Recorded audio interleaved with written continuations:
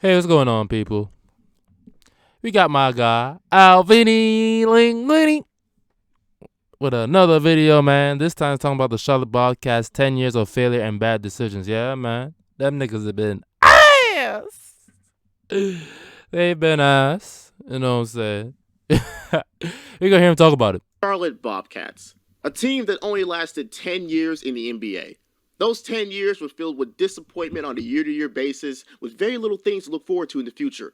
From 2004 to 2014, in total, they achieved a record of 293 to 511. Damn! A win percentage of 36%. They went through 6 coaches and only made the playoffs a total of 2 times, getting swept in both of those series. Yeah, How did it come to that? Well, that is the subject of today's video. With your boy, Alvini motherfucking Linguine. Now, just a little bit of background on myself real quick. I used to love the Bobcats because one of my favorite colors is orange. You dead ass nigga? I could not root for a team like that, but I root for the team like the Knicks, so I mean, I'm in the same boat as you know what I'm saying? But damn, like, I root for the Knicks, you feel me? Orange, unfortunately, and because of Gerald Wallace. I know they were never good, but sometimes you can enjoy something that isn't good, just like Knicks fans. But let me stop with the jokes. Facts, Today, I wanted to take a dive into looking at one of my favorite teams and see why things just never worked out for them. Plus, just as a little self-plug on my second channel, I'm starting a realistic expansion My League series and bringing back the Bobcats to the NBA. So if you're interested in that, then check the link in the pinned comment and in the description. But other than that, the like goal is the usual 1,000 likes, and I hope you learned something new today.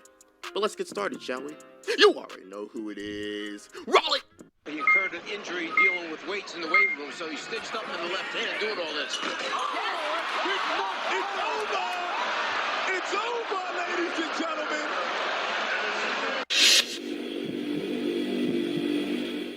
On June 22nd, 2004, the NBA introduced the 30th team to be in the league, being the Charlotte Bobcats. With that, an expansion draft was done where all the other NBA teams get to protect 8 players while letting the rest be chosen by the expansion team. Now you're going to ask me, who did they pick? The quick and easy answer is a bunch of bums that didn't really last in the league. Even out of the 19 players selected by the Bobcats, only 7 was on that team that season. Anyways, after the expansion draft, they traded for the second pick from the Clippers. I don't know why my favorite team always ends up in these videos, which they use to draft Emeka Okafor, a 6'10" big man from UConn who is coming off a national championship, and considering who was left in the draft, it was definitely the best option. Oh yeah, they also drafted this nigga. But who cares? They got Emeka Okafor.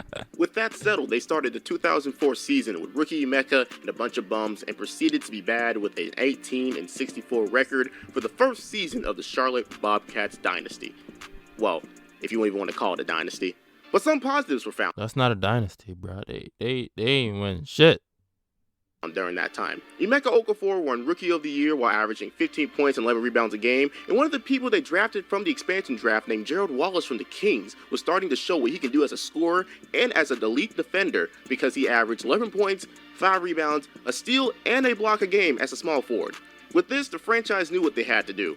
Develop Gerald Wallace further and Emeka and make them a dynamic duo. Other notable players on... I wouldn't call that a dynamic duo, bro. I'm not gonna hold you, bro. Dynamic duo and only winning 9 games. That's tragic, bro. On this team during the time was an old-ass Steve Smith and the three-point god himself, Jason Capono. And nobody else. It was just Jason Capono. That sounds like a mafia name. Jason Capono. Just call him Jason Capone. Them for really. With the plan of developing Okafor and Wallace being set, the Bobcats still had a top 5 pick in the draft to use. Now originally I was going to rip the Bobcats management for taking big fucking ass, and not the good kind, Raymond Felton with the 5th pick in the draft. But considering how the rest of the draft turned out, there wasn't too many options to choose from that spot. This was more evident when the Bobcats also picked some nigga named Sean May at 13th that didn't even last 5 seasons in the league. It even makes that worse because Danny Granger and Gerald Green was picked a few spots down from that. But anyways, they did improve by 12 wins and they were the 3rd fastest paced team in the league. The only problem that season is that Emeka Okafor only played 26 games, and Gerald Wallace, being Gerald Wallace, if you know how he played during his time, only played 52. Though, during that time in 35 minutes a game, he averaged 15 points, 7 rebounds, 2 steals, and 2 blocks a game, which is crazy to think of a player. Oh, and that crazy defensive stat line only gave him 9th in the DPOY race. Yeah. Okay. My man Joe Wallace was cooking out there, bro. I don't know how, but guess what? Apparently it's only good for 9th. Other notable players to mention is Raymond Felton scoring 11 points a game in his rookie year, which is good. Though on 39% from the field. Disgusting. Even though the Bobcats are seeming to be improving, their 28-win record is still good for 3rd pick in the draft, which they used to draft a man named Adam Morrison from Gonzaga, who is apparently compared to Larry Legend himself. No, just fucking no. Why? Why was this even a thing? I'm sure everyone knows this dude that I keep seeing in pictures of him now, but at the time he was regarded as a very good combo forward prospect with his immense scoring potential while not being the most athletic at the same time, just like Larry Bird. But let's look on what they missed out on. Brandon Roy, Rudy Gay, JJ Redick, even Randy Foye or Rondo would have been some great help. But apparently, Adam was the grand prize of that draft. Yes, sir. Adam, you know what I'm saying? Oh, and they also got Ryan Hollins at 50. But if you know how I feel about Ryan Hollins, then you should know why I'll keep my words short about him. After that failure of a draft, they had what they want and thought what was going to be a core of Emeka Okafor, Gerald Wallace, and Adam Morrison. Those 3 guys together after 2 or 3 years were thought to develop and be a threat in the Eastern Conference. In their first season together, Gerald Wallace upped his scoring numbers to 18 points a game on 50% shooting. Emeka Okafor was able to stay on the court most of the season and averaged 14 points and 11 rebounds with 2 blocks a game. And Adam Morrison, the 3rd pick of that draft, puts up 11 points a game. Though on 37% shooting, it just makes a man want to cry. Also, Raymond Felton shoots the ball too fucking much, but that's just Raymond Felton's career. But with that being said, they improved 7 more games on the improvement of Emeka Okafor and Gerald Wallace, while Adam Morrison is still trying to get used to NBA level talent. Will he? We all know he won't. The future is still looking bright in Charlotte, though. Regression. Even though the future is still looking decent, 33 wins still means a lottery pick. In the 2007 NBA draft, they had the 8th pick and the 22nd pick, which they got in a trade. They had many choices that turned out well in the NBA, like Joakim Noah, Thaddeus Young, Rodney Stuckey, or even Wilson Chandler. But no, they didn't choose any of those players. They chose Brendan Wright, a perennial role player in the NBA. And Elmer fucking J. Fudd himself.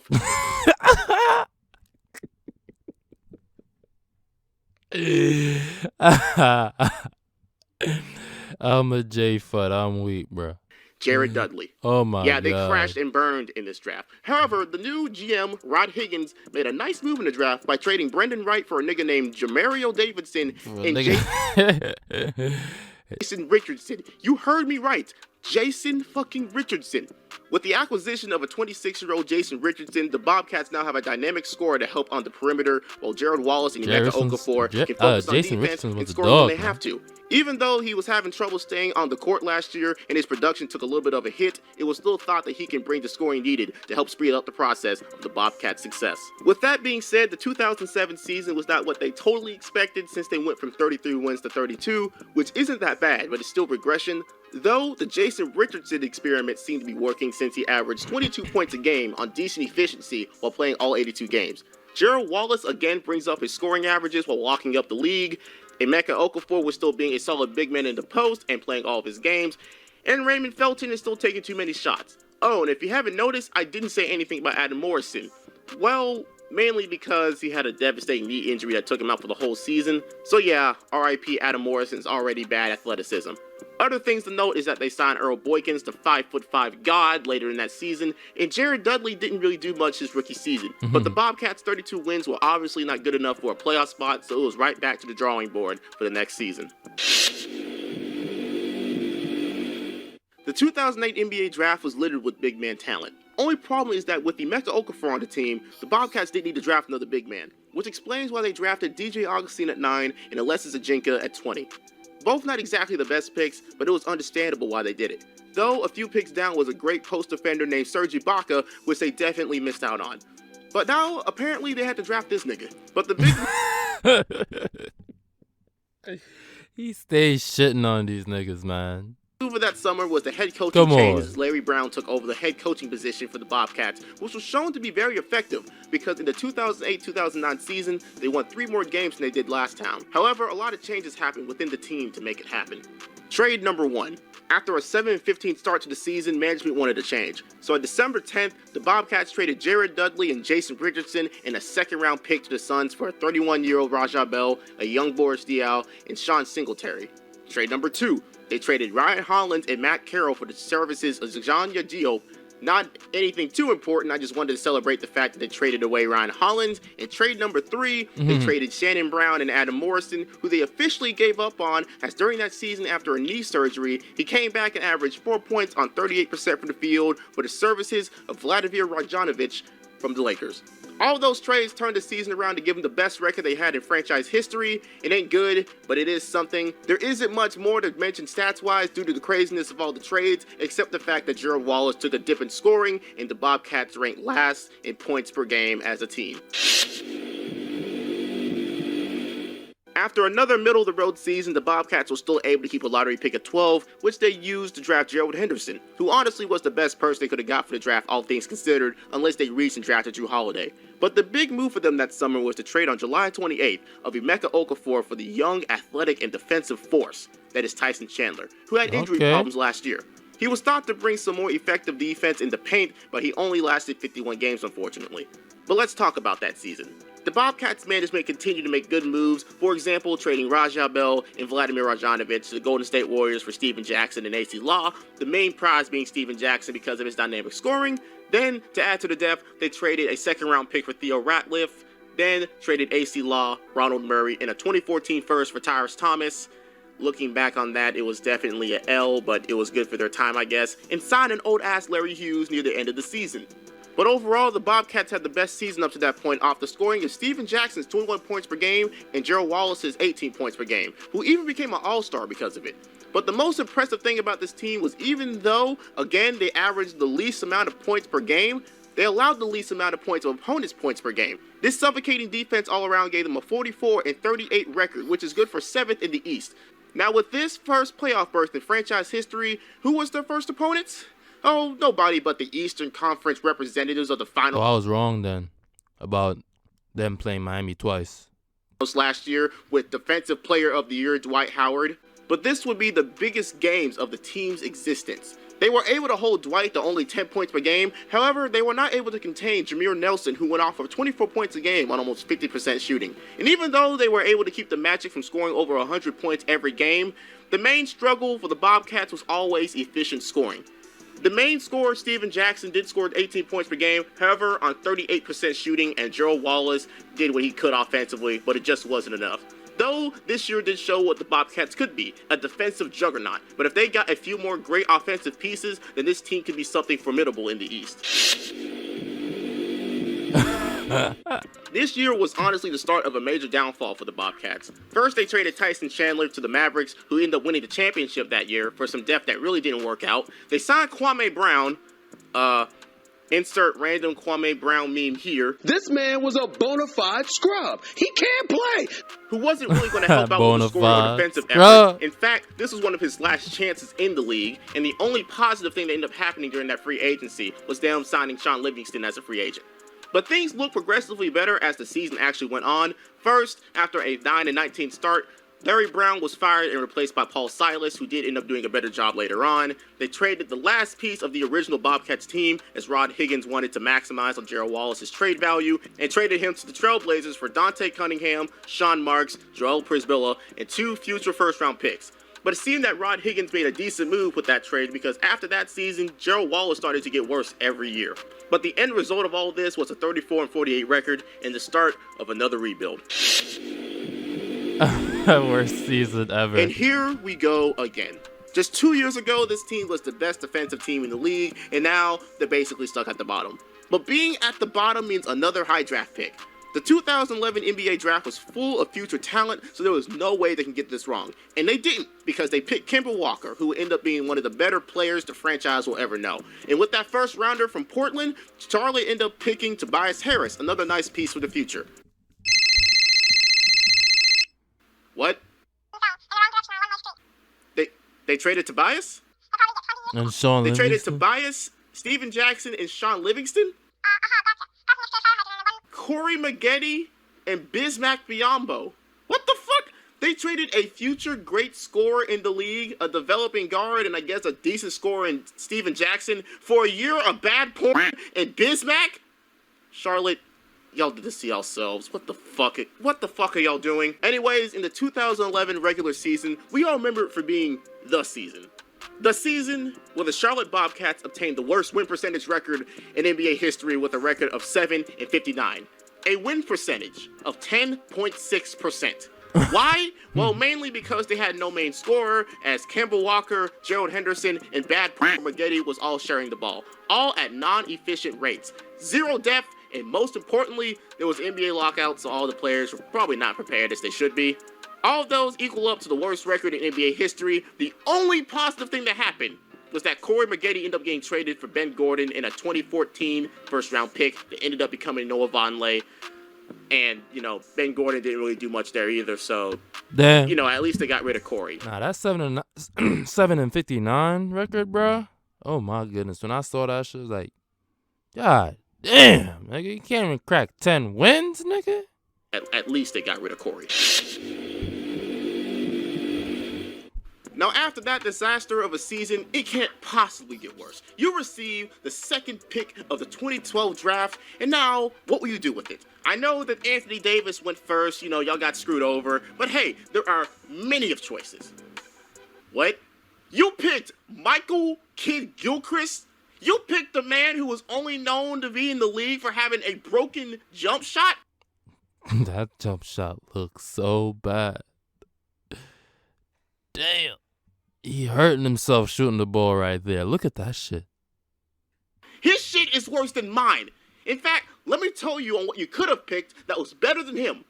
Bradley Beal, Damian Lillard, Terrence Ross, Andre Drummond, Harrison Barnes, or even Dion Gummy Waiters. But no, you picked the fucking project. Mother of God. Okay, at least tell me you improved since last season, which is pretty hard not to do. Okay, 21 games is decent. Plus, y'all have Kemba already showing himself to be a great scorer in the league, as he scored 17 points per game, though he needs to work on that efficiency a little bit. Michael Kidd-Gilchrist, on the other hand, is doing pretty decent for his first season, and they signed some veteran help like old man Brandon Hayward and Ramon Sessions. Bismack is even showing a little bit of promise too. So again, the Bobcats have something to look forward to in the development of Kemba Walker. All they need to do is draft well in the next few years. Right? No. Okay, Bobcats, y'all have the fourth pick in the 2013 draft. Even though the draft class isn't looking very good, y'all can still pick up some decent role players who can last long in the league. Maybe like Kentavious Caldwell-Pope, could be a good two-guard for Kemba, maybe CJ McCollum, he just needs a few years to develop. Or even the young New Zealander, what's his name, like Steven Adams, he looks good. He looks like he can develop into a nice quality big man. That Giannis kid looks like he can even be an MVP. You never know. So who do you pick, Bobcats? With the fourth pick in the 2013 NBA draft, the Charlotte Bobcats select Cody Zeller from Indiana University. Y'all niggas pick Cody Zeller. Yo, that is too funny.